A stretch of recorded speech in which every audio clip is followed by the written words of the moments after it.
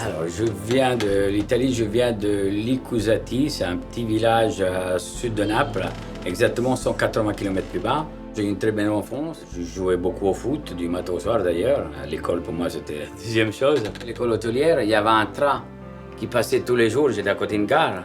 Et à chaque fois qu'on se voyait ce train, je dis ce train, un jour, il m'amènera ailleurs, pour réussir ma vie, pour aller pour une autre vie. Et voilà, c'est que c'est arrivé, je suis venu en France. Si j'étais pas en France, j'étais en Allemagne, voilà. Alors j'ai quitté 2 fois l'Italie. J'ai quitté une fois l'Italie, j'avais 6 ans. Je suis revenu rejoindre mon papa en France. Et après, je suis reparti à 7 ans. Et la deuxième fois, je suis revenu, j'avais 17 ans. À être patron d'un restaurant, ça m'a amené, je l'avais ça dans la tête depuis l'école hôtelière, même avant l'école hôtelière. Je savais qu'un jour j'allais voir mon restaurant, ma pizzeria, depuis avant l'école hôtelière. Aussitôt que j'ai fini l'école hôtelière, voilà, j'ai travaillé un peu à droite à gauche et puis après, voilà, j'ai monté ma première pizzeria.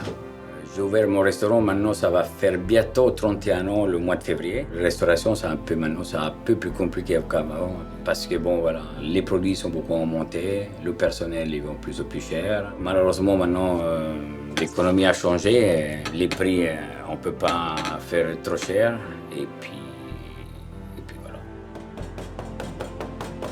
Je suis italien à 100%, hein, de la tête aux pieds. J'aurais pu travailler là-bas, c'est-à-dire que moi j'ai travaillé 3 saisons là-bas. Et moi je voulais plus travailler en saison, je voulais aller en vacances là-bas. Parce que si je travaille, tu vois, tous mes copains qui venaient visiter ailleurs, machin, il fallait travailler. Moi c'est pour ça que je suis parti ailleurs pour retourner le mois d'août là-bas, faire mes vacances aussi comme à la place de travailler. Parce que quand on travaille 7 jours sur 7 et tout le monde il est en vacances, c'est un peu... Quand je suis arrivé en France, je parlais à peine français, je n'écrivais pas du tout, mais je voulais réussir, voilà, je ne sais pas que j'aurais eu tout ce que j'ai eu aujourd'hui. Tout à l'heure, c'est avec de la ténacité, avec des projets, et puis voilà, chercher des idées, et puis foncer. Pas tête basse à tête haute, hein, et voir loin surtout.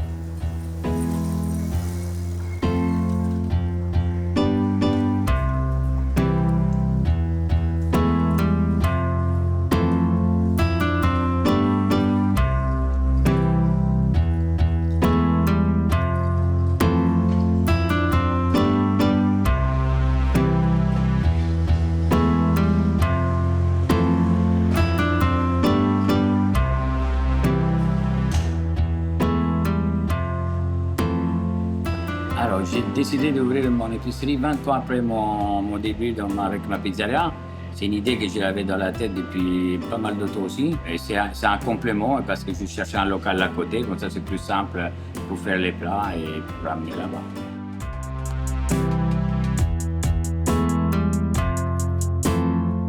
Je préfère des fois c'est la pizzeria parce que tu as plus de contact avec les clients, mais avec l'épicerie c'est un travail un peu plus soignant et c'est vraiment deux travails différents. À l'épicerie, j'ai plus de clients du soir, des gens qui viennent acheter des produits pour préparer leurs plats chez eux, comme par exemple la carbonara, ils achètent beaucoup de guanciale. Sinon, il y a quelques passages, il y a quelques touristes aussi qui viennent. Et le midi, c'est plus des sandwichs ou des plats préparés. Au début, c'était beaucoup compliqué. Parce qu'il fallait courir. Maintenant, bon, je commence à être rodé au bout de 10 ans. Bon, les automatismes sont un peu là. Des fois, ça m'arrive même que je n'ai pas l'ouvrier ici, alors c'est encore plus compliqué. Là. Il faut que je cours beaucoup plus. Mon planning, il faut qu'il soit bien organisé. Parce que s'il y a des clients ici et des clients là-bas, il faut vraiment beaucoup courir. Et quand je vois, comme à la pizzeria, j'ai une caméra que je vois ce qui se passe à l'épicerie. Quand je vois un client, quand je suis en train de travailler là-bas et je vois un client ici, je suis obligé de courir parce que si je ne cours pas, comme il y a un petit décalage dans la caméra, le client il s'en va. Alors, je fasse attention aux voitures, il faut que je cours très vite pour choper le client, pour pas qu'il s'en va. Dans mon épicerie, je vends beaucoup de choses, comme vous voyez, des plats préparés que je fabrique dans ma pizzeria, des pâtes fraîches, c'est un fournisseur qui me les fait. Dans mon village, j'amène quelques produits, une fois par an quand j'y vais. Il y a aussi l'huile d'olive, c'est l'huile de mon village, qui s'appelle Licusati. Et sinon, j'amène un peu de gâteau, un peu d'alcool, un peu de digestif, des produits que mes fournisseurs, malheureusement, ils ne peuvent pas les faire amené de là-bas, comme le limoncello à 32%, qu'il est fait dans ma région, et puis plein de petites choses comme ça qu'on ne trouve pas ici. Il y a quelques Italiens qui viennent, oui, les Italiens connaissent très bien les produits.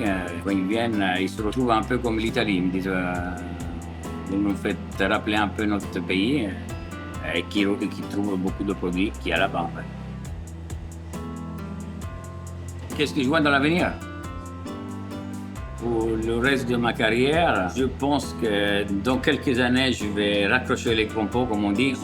Je pars à la retraite, je vais vendre les deux affaires avec un peu du mal, parce que bon, c'est quand même mes deux bébés. C'est une deuxième vie qui a commencé à partir de 40 ans.